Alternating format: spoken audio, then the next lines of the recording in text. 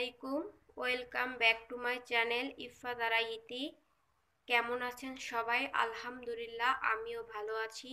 আজকে আপনাদের জন্য ভিন্ন ধরনের একটি রেসিপি নিয়ে হাজির হলাম আবারও। তা হলো পাতারি মাছ দিয়ে আলু রান্না। এটা মাংসের স্বাদকে হার মানিয়ে দিবে। প্লিজ ভিডিওটা না টেনে পুরো ভিডিওটা দেখুন, আপনাদের ভালো লাগবে। আর এইভাবে মাংস বাসায় না থাকলে এইভাবে রান্না করে বাচ্চাদেরকেও খাওয়াতে পারবেন। আর কথা না বাড়িয়ে মূল রেসিপিতে চলে যাচ্ছি। আজকের রেসিপি পাতারি মাছ গোশের মতো করে রান্না। দেখতেই পাচ্ছেন পাতারি মাছ আমি গোশের মতো করে কেটে নিয়েছি। আপনারাও ঠিক এইরকম সাইজ করে কেটে নেবেন।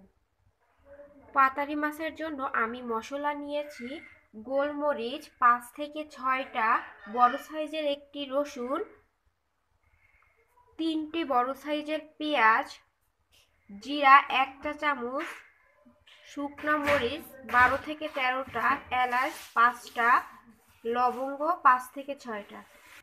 এই মশলাগুলো এখন আমি ব্লেন্ডার করে নেব, আর বাকি মশলাগুলো রান্নার সময় দেখিয়ে দিব। সামান্য পরিমাণ পানি অ্যাড করে ব্লেন্ডার করে নেব। এখন দেখতে পাচ্ছেন মশলাগুলো ব্লেন্ডার করে নিয়েছি।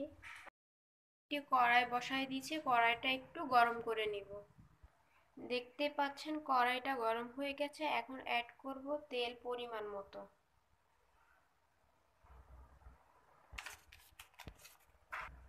দুইটা তেজপাতা, ব্লেন্ডার করে রাখা মশলা।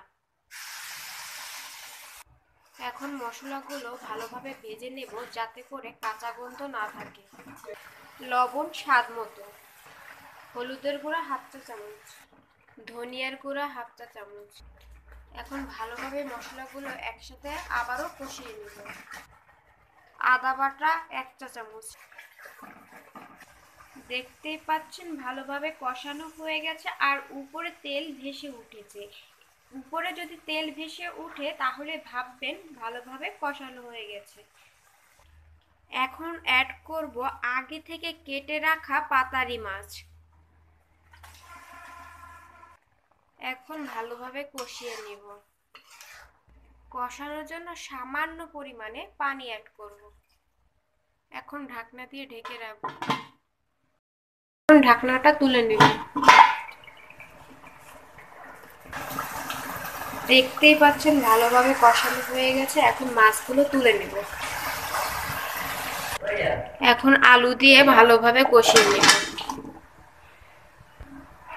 কিছু সময়ের জন্য নাড়িয়ে নেব।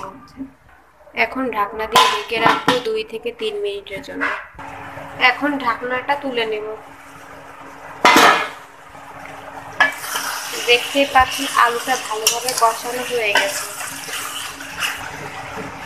এখন 3 কাপ পানি অ্যাড করব। এখানে আমি কুসুম গরম পানি নিয়েছি, এতে তরকারির স্বাদটা দ্বিগুণ হয়ে যায়। অ্যাড করব 2টা কাঁচামরিচ, এতে ফ্লেভারটা ভালো আসে। এখন একটি ঢাকনার সাহায্যে ঢেকে রাখবো। চুলার আঁচটা অবশ্যই মিডিয়াম টু লোতে রাখতে হবে। এখন ঢাকনাটা তুলে নেব।